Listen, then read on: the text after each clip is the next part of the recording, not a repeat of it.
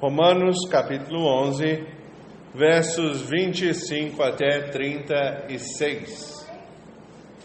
Falaremos hoje sobre a bondade de Deus e como ela é manifesta nas nossas vidas. Romanos 11, de 25 a 36. Diz assim a leitura: Porque não quero, irmãos, que vocês ignorem este mistério, para que não fiquem pensando que são sábios. Veio o endurecimento em parte a Israel, até que tenha entrado a plenitude dos gentios. E assim todo Israel será salvo, como está escrito: O libertador virá de Sião e afastará de Jacó as impiedades. Esta é a minha aliança com eles quando eu tirar os seus pecados. Quanto ao Evangelho, eles são inimigos por causa de vocês, mas quanto à eleição, amados por causa dos patriarcas. Porque os dons e a vocação de Deus são irrevogáveis. Porque assim como no passado vocês foram desobedientes a Deus, mas agora alcançaram misericórdia à vista da desobediência deles, assim também estes agora foram desobedientes, para que também alcancem misericórdia à vista da que foi concedida a vocês. Porque Deus encerrou todos na desobediência, a fim de mostrar a sua misericórdia a todos. Ó profundidade da riqueza, tanto da sabedoria como do conhecimento de Deus! Quão inexplicáveis são os seus juízos e quão insondáveis são os seus caminhos! Pois quem conheceu a mente do Senhor? Ou quem foi o seu conselheiro? Ou quem primeiro deu alguma coisa a Deus para que lhe seja restituído? Porque dele, por meio dele, para ele são todas as coisas. A ele seja a glória para sempre. Amém. Amém. Bom, estamos na parte final da grande quarta parte do livro de Romanos. Se os irmãos bem lembram, o livro de Romanos ele é dividido em uma série de partes, e aqui a quarta parte ela está do capítulo 9 até o capítulo 11 de Romanos, que diz respeito ao povo de Israel, onde no capítulo 9, Paulo mostra como o povo de Israel rejeita o Messias, rejeitam a Cristo. No capítulo 10, Paulo mostra que a culpa não é de Deus, mas a culpa é do próprio povo de Israel, porque o povo de Israel, ao invés de aceitar o Messias e a salvação pela graça mediante a fé, o povo de Israel começou a criar um sistema de leis onde pelas obras buscava ser salvo. Quando na verdade a salvação sempre foi pela graça desde o Antigo Testamento.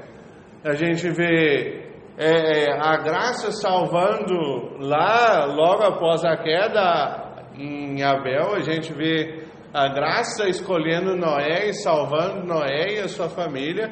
A gente vê a graça escolhendo Abraão, Moisés e por aí vai. Então, a salvação sempre foi um ato de graça de Deus e nunca das obras humanas.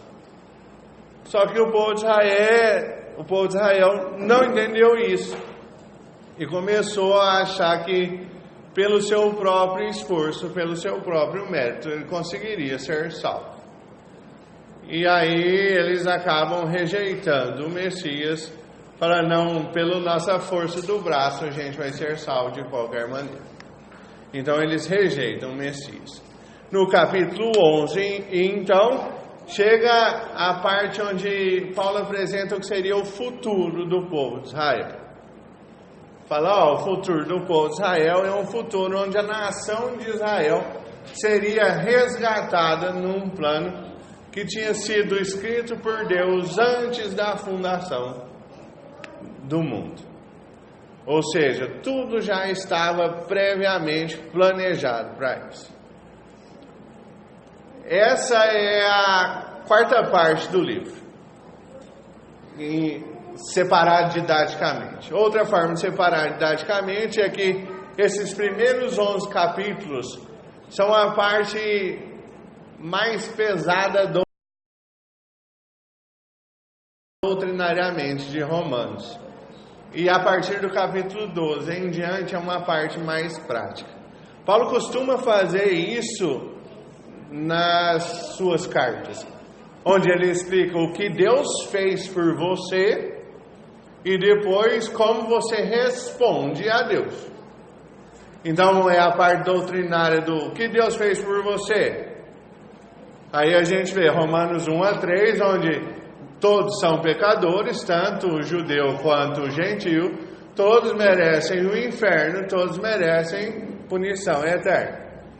Está aí, Romanos 1 a 3. Todos pecaram e estão destituídos da glória de Deus.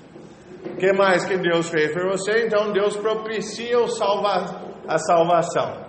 A partir da segunda metade de Romanos 3 até Romanos 5. Onde Deus manda Jesus, e Jesus, na sua graça, troca de lugar, que é a justificação, troca de lugar, te faz justo perante Deus e assume a sua posição de pecador. Então, Paulo mostra como Adão, o primeiro Adão, entra a morte e o pecado, e em Jesus, o segundo Adão, entra a vida eterna. Certo? E aí vem a terceira parte do livro, capítulo 6 a capítulo 8, onde fala, depois que Deus efetua a salvação na sua vida, agora você tem o Espírito Santo morando no seu coração, então você não vive mais para o pecado. Agora você resiste ao pecado, você resiste à tentação, e agora você vai buscar uma vida cada vez mais de aproximar a Deus.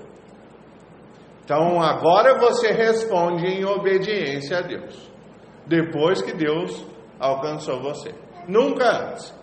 E aí a quarta parte é essa parte onde Deus fala sobre o povo de Israel. Então a pergunta que entra nessa quarta parte era: e todas as promessas que Deus fez no Antigo Testamento para o povo de Israel, elas são invalidadas? E Paulo responde nessa quarta parte falando: de maneira nenhuma elas não são invalidadas.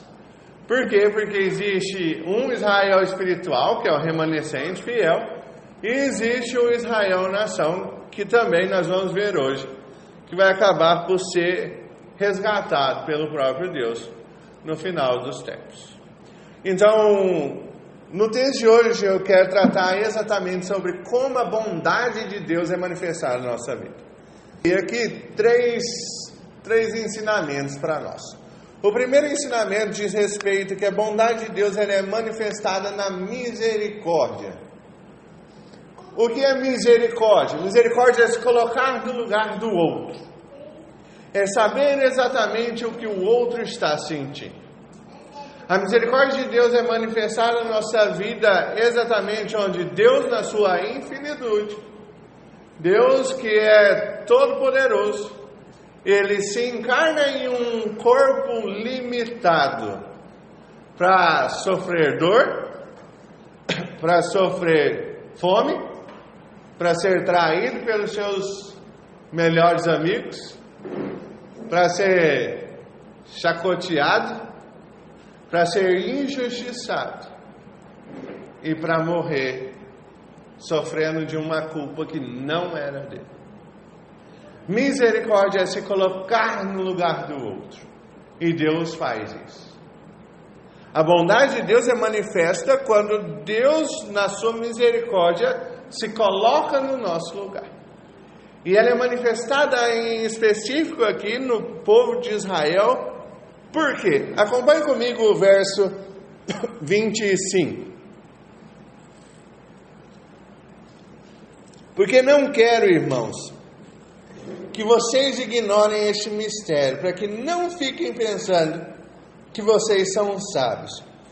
Veio um endurecimento, grife-se aí, em parte a Israel, até que tenha entrado a plenitude dos gentios. Primeiro, o que Paulo fala aqui a respeito de mistério, e a gente tem que explicar isso, porque no nosso mundo está muito comum falar que ele tem um mistério, né? Algumas igrejas falam, o pastor tem um mistério. E nas escrituras, o mistério é algo que era escondido e que não tinha sido revelado até o ponto. Então esse mistério que Paulo vai revelar aqui agora é qual? É que o povo de Israel estava endurecido, mas apenas em parte. Quando a gente vai para Efésios, Paulo fala também, esse é um mistério. Só que o mistério de Efésios é um mistério que diz respeito a como Cristo morreu na cruz. Então, não é algo como a gente vê hoje nas igrejas, falando, é algo estranho. Não, é algo que já foi revelado dentro das escrituras aqui. Então, o que Paulo está falando para que você não ignore isso e ache que você é mais sábio que os outros, porque você foi salvo, mas o endurecimento do povo de Israel, ele ocorreu em partes. Não são todos do povo de Israel que são endurecidos no seu coração. E é exatamente o argumento que Paulo fala um pouquinho atrás. Se os irmãos lembram da última pregação, se não lembra é só entrar no canal do YouTube e escutar. Mas a última pregação, Paulo coloca ele mesmo como exemplo de alguém que era do povo de Israel e tinha sido salvo pela graça. Paulo fala, eu fui salvo pela graça. Verso 1, final do verso 1 do capítulo 11. Porque eu sou israelita, da descendência de Abraão e da tribo de Benjamim. Então Deus não rejeitou o povo de Israel. Paulo aqui, ele só retoma o argumento que ele começa lá no capítulo 11 falando. Falou, foi só em partes Israel foi rejeitado por Deus. Mas a outra parte está aí. Ele mesmo é um desses. Mas isso ocorre, olha só, e em partes não é apenas uma questão de quantidade, mas também uma questão temporal. Porque foi rejeitado por enquanto. E aí ele fala, até que venha a plenitude dos gentios. Então, por enquanto, o povo de Israel está rejeitando a Deus, está com os corações endurecidos, para que o gentio seja salvo. Ou seja, traz a aplicação prática para eu e para você que não somos do povo de Israel. Está na hora da gente pregar o Evangelho. Porque se Deus está salvando os gentios até a plenitude, agora é a hora da gente pregar o Evangelho. Entendeu? Enquanto o povo de Israel está rejeitando o Messias, os gentios estão sendo salvos. Então nós temos que pregar para os gentios. Até que a plenitude dos gentios ocorra. E quando a plenitude dos gentios ocorra, verso número 26, todo Israel será salvo. O argumento de Paulo é, enquanto os gentios estão sendo salvos, o povo de Israel está rejeitando. Mas vai chegar um momento onde os gentios vão ter sido alcançados. E então, o povo de Israel vai enxergar o Messias. E o povo de Israel será salvo. Aí ele fala assim, mas como é que ele sabe disso? Aí ele cita o Antigo Testamento. Ele cita Isaías 59, verso 20 e 21, que é a primeira parte do verso 26. E no verso 27 ele cita Jeremias 31, 33 e 34. E que diz lá, Paulo troca em miúdos aqui, mas ele diz assim, o libertador virá de Sião e afastará de Jacó as impiedades. Esta é a minha aliança com eles quando eu tirar os seus pecados.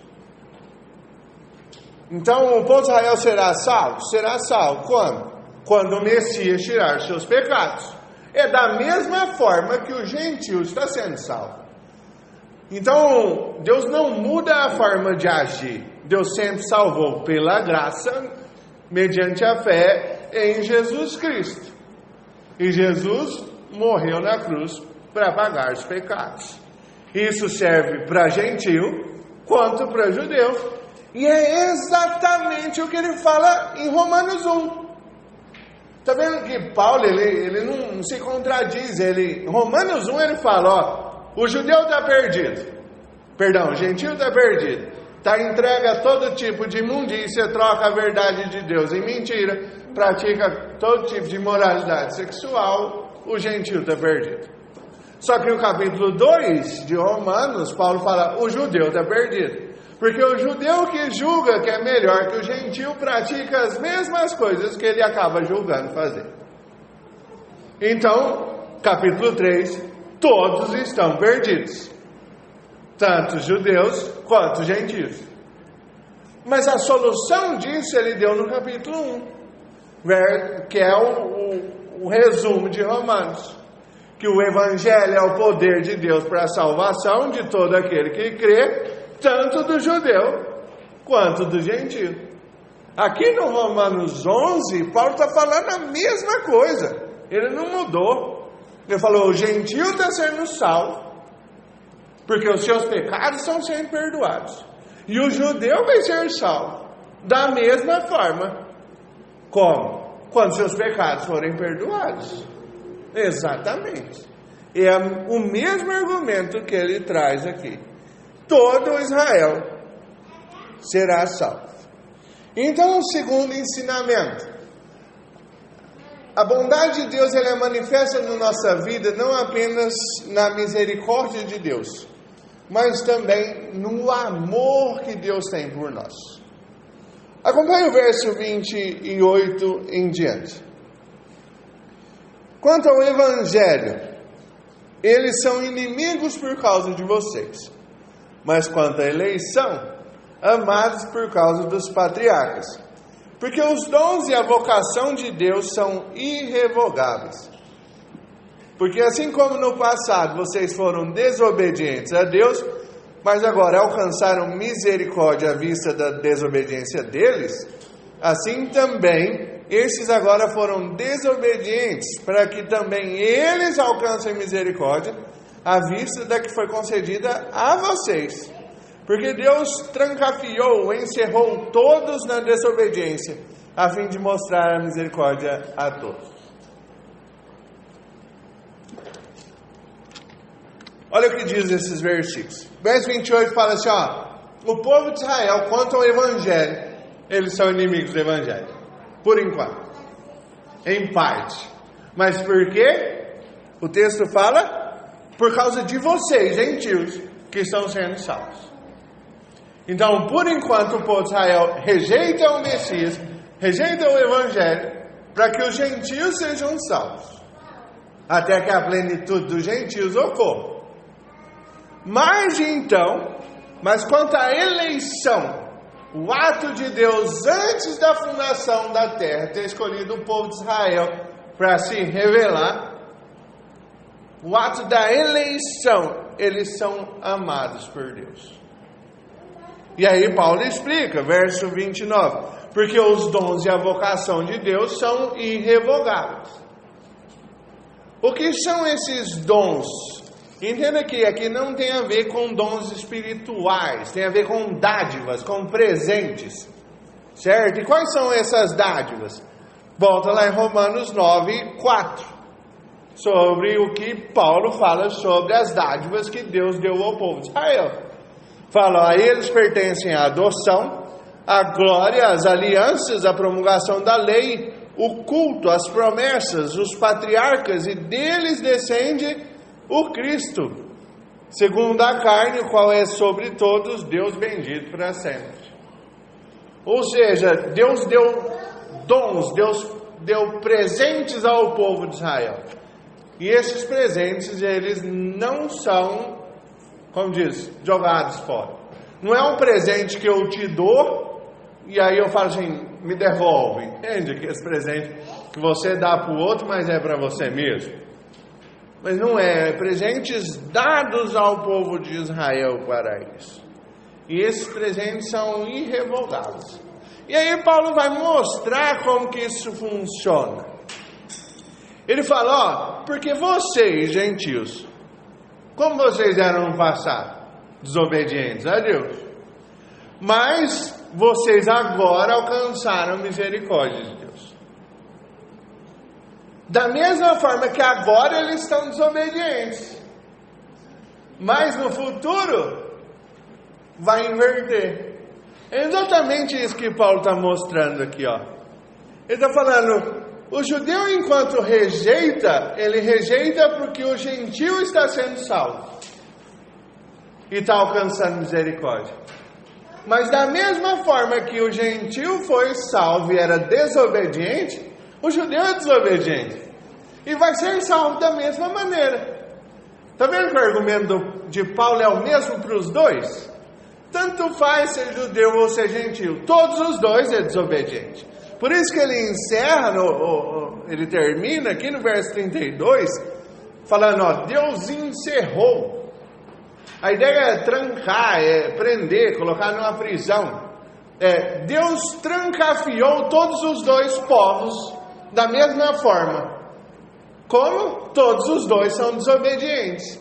E como eles vão ser salvos? Mediante o amor e a misericórdia de Deus.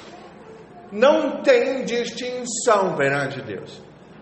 Essa é a grande questão. O judeu se arrogava de falar assim, eu não preciso de Deus porque eu guardo a lei.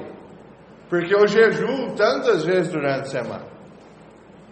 Lembra quando Jesus fala sobre oração, que tem um judeu que fala, o publicano bate no peito e fala, tem compaixão de mim, que eu não sou merecedor e eu preciso de Deus. Enquanto o fariseu falava assim, obrigado porque eu não sou como esse estrupício aí, e porque eu jejuo, e porque eu leio a Bíblia, e porque eu sou crentão. Entendeu? E ele arrogava disso. E ele fala, quem desceu justificado? Aquele que nem olhou para o céu. Aquele que se reconheceu como um lixo perto de Deus. Não aquele que era orgulhoso das suas obras. Deus fala, todos os dois são desobedientes. Todos os dois são errados. E todos os dois receberão misericórdia. Todos os dois receberão o amor de Deus. Todos os dois receberão a bondade de Deus sendo manifestada na vida deles. Tanto o judeu quanto o gentil. Não há distinção. Deus não tem favoritinhos. Deus salva da mesma forma. Aos olhos de Deus não há ninguém que é santo. Todos nascemos pecadores, todos merecemos o inferno. O que nos distingue é Jesus Cristo ter morrido no nosso lugar. Essa é a grande diferença. Essa é a grande diferença. Todos merecem o inferno. A grande diferença é aqueles por quem Cristo morreu e pagou os pecados na cruz. E então, caminhamos para o terceiro e último ensinamento. A bondade de Deus ela é manifestada na nossa vida mediante a grandeza de Deus. Paulo termina Romanos 11 com o que a gente chama de doxologia, que é uma espécie de louvor a Deus. É um cântico a Deus pela grandiosidade que Deus é. E essa talvez seja a doxologia mais conhecida em todas as Escrituras. E vamos ver o que ela diz para nós. Começa assim: ó profundidade da riqueza, tanto da sabedoria como do conhecimento de Deus. Para aí. Só aqui já é um dos grandes problemas nossos, é que nós não temos tempo suficiente, nós vamos ver isso, para pregar e entender partes por partes aqui. Mas, se você quiser ler depois, pega livros do Dr. Martin Lloyd Jones, que expôs Romanos, versículo por versículo. Gastou 16 anos expondo o livro de Romanos. 16 anos, pregando igual eu estou pregando sequencialmente, mas eu não vou levar nem 2.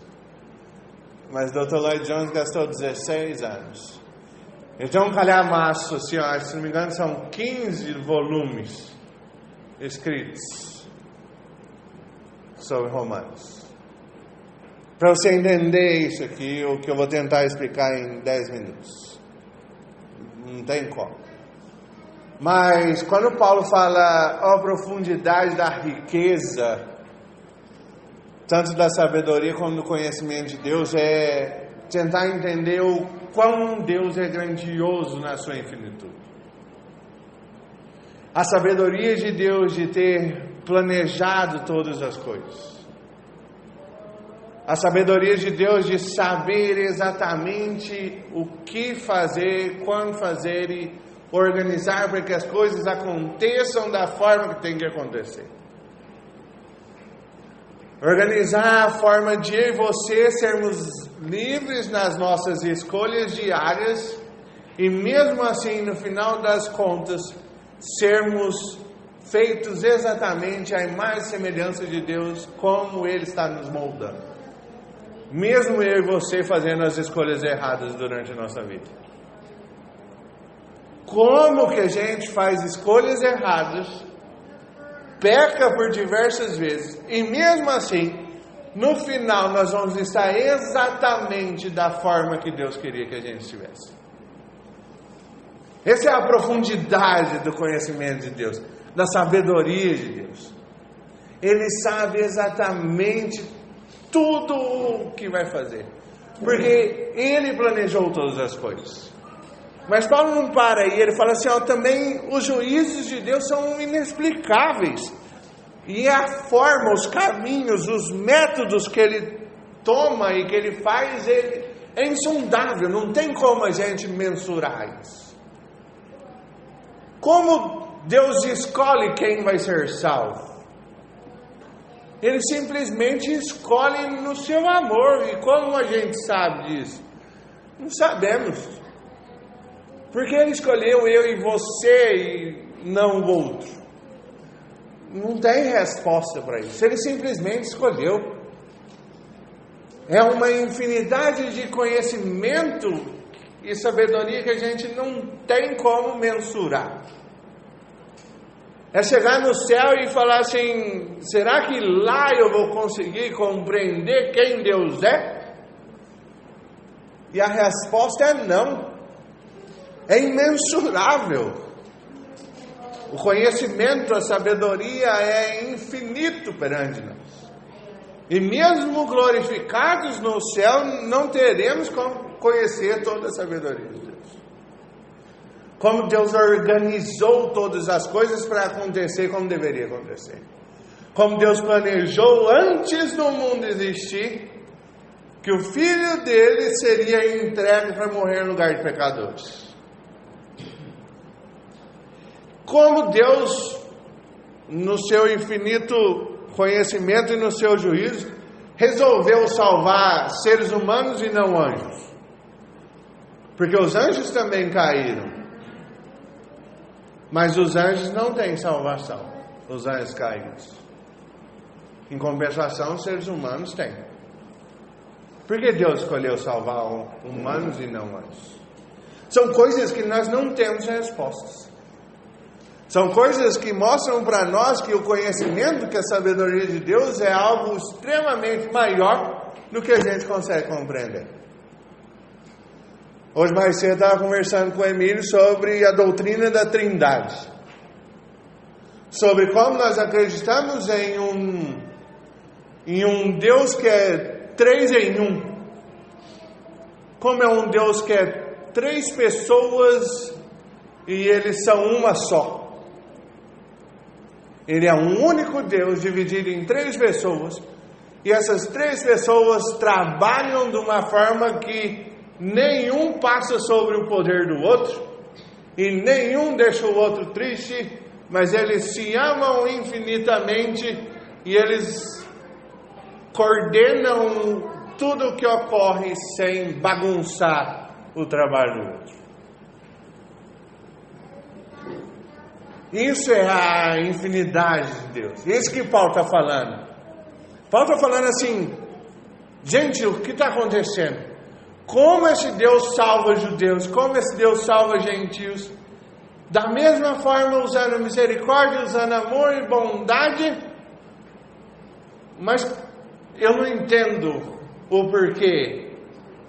É muito maior do que a gente pode imaginar. É extremamente maravilhoso. E aí ele tenta pôr aqui para a gente algumas perguntas sobre aqueles que acham que podem conhecer a Deus. Verso 34 e 35. Pois quem conheceu a mente do Senhor? Ou quem foi o conselheiro? Ou quem deu alguma coisa a Deus para que isso lhe seja restituído? Paulo está falando assim, exatamente alguns versículos atrás, onde quem é você para questionar a Deus ou o que Deus faz? Ou, como cita Isaías, quem é o vaso de barro que fala para o oleiro, por que você me faz de tal forma ou me faz de outra forma?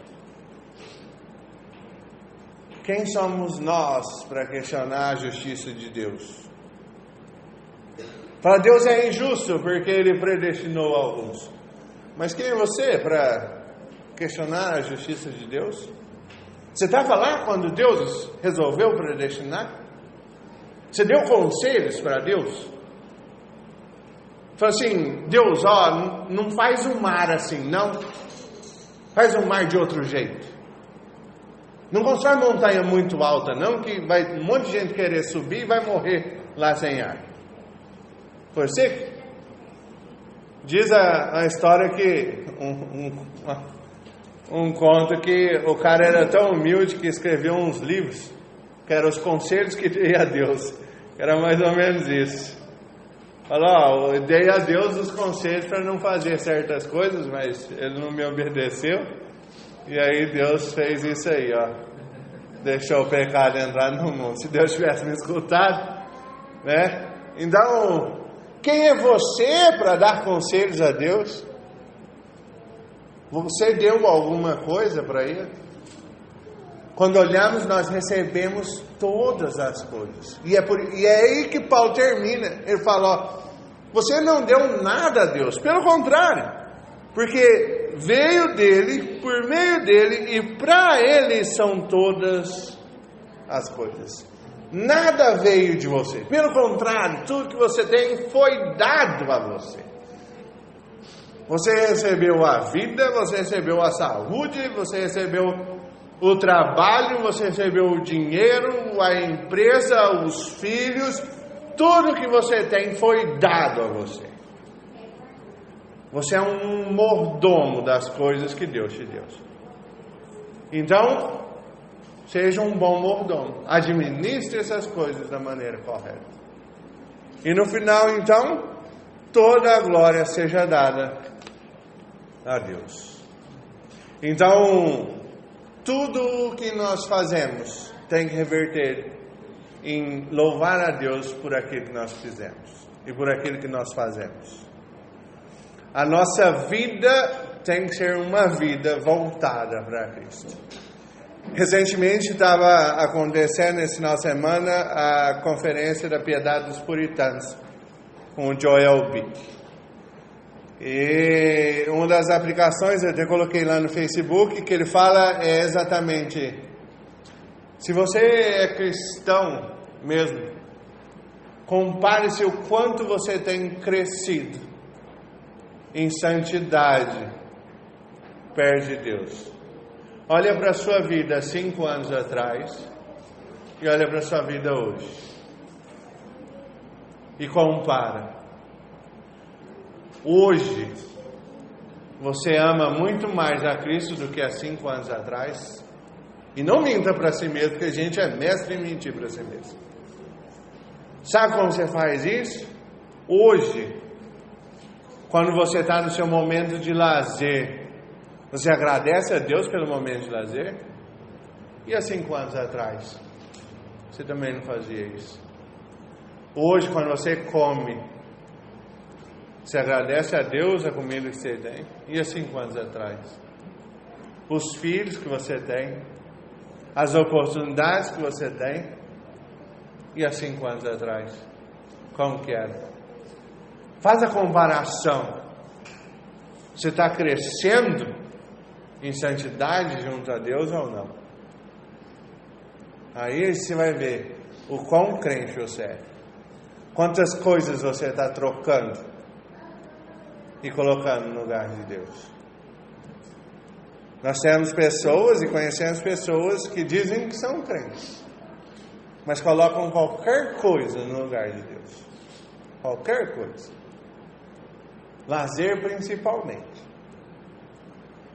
Como aplicação, o que fazemos com as verdades desse texto? Primeiro delas, estudar as Escrituras. Estude a Bíblia. A Bíblia é a palavra de Deus e é a forma como Deus manifesta dos aspectos das verdades da bondade dele na nossa vida. E expor as Escrituras tem a ver para os pastores, para aqueles que vão pregar. Simplesmente pregue a palavra. Não inventa coisa. Se você vê um pastor inventando qualquer coisa que não esteja na Bíblia, sai de perto desse cara. Ou fala que esse cara está pregando besteira. Ele tem que pregar exatamente o que a Bíblia diz. Ele não pode pregar as coisas que ele quer.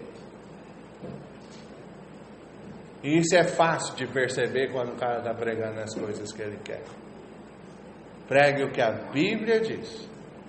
E estude a Bíblia, porque senão como é que você vai saber se ele está pregando a Bíblia ou se é as coisas que ele quer?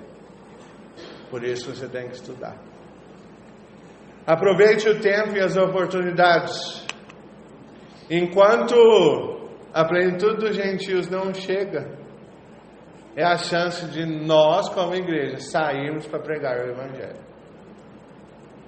É a palavra mais do que verdadeira para mostrar para nós que Deus está salvando pessoas. A gente só precisa pregar. A gente só precisa falar de Cristo, que Deus está salvando pessoas. Deus está transformando vidas. O Evangelho deve mover a sua vida. E entenda, Cristo tem que estar no centro de todas as suas atitudes. Todas as suas atitudes. Tudo que você faz tem que ter Jesus. Tem que ter Jesus. Tudo que você faz tem que ter Cristo. Voltando na conferência da Piedades Puritanas, citando Jonathan Edwards, que é um cara fantástico. Hoje você compra a obra completa do Jonathan Edwards por R$ 4,99 na Amazon em PDF. Jonathan Edwards é fantástico. E ele fala assim, sempre que eu tinha desejo de pecar, eu lembrava que eu não tenho mais nada com isso. Simples. Eu não tenho mais nada com o pecado. Eu morri para o pecado. Eu não tenho necessidade de pecar. Sempre que você vai pecar, fala, o que eu vou pecar para quê? Eu não tenho mais nada a ver com o pecado. Eu sou livre do pecado. O Evangelho deve guiar a sua vida em todas as áreas. As 70 resoluções do Jonathan Edwards implicavam isso. Implicava, vou fazer todas as coisas para que Deus seja glorificado. Implicava em uma das resoluções em não vou comer demais ao ponto de no outro dia eu ficar pesado e não conseguir servir ao meu Deus. Implicava em vou viver todas as horas como se fosse a última hora antes de Cristo voltar. São algumas das resoluções. Se Cristo voltasse daqui 1 hora, como é que você ia desperdiçar a sua hora? Rolando feed no Facebook. Jesus voltou e você estava fazendo o quê? Rolando feed no Facebook. Então, o Evangelho deve mover sua vida o tempo inteiro. E por último, seja grato a Deus, porque você está tendo a oportunidade de escutar a pregação da palavra. Você está tendo a oportunidade de receber essa dádiva que Deus dá, que é a exposição da palavra, a verdade. E tem muitos que escutam a verdade, mas simplesmente não desce para o coração.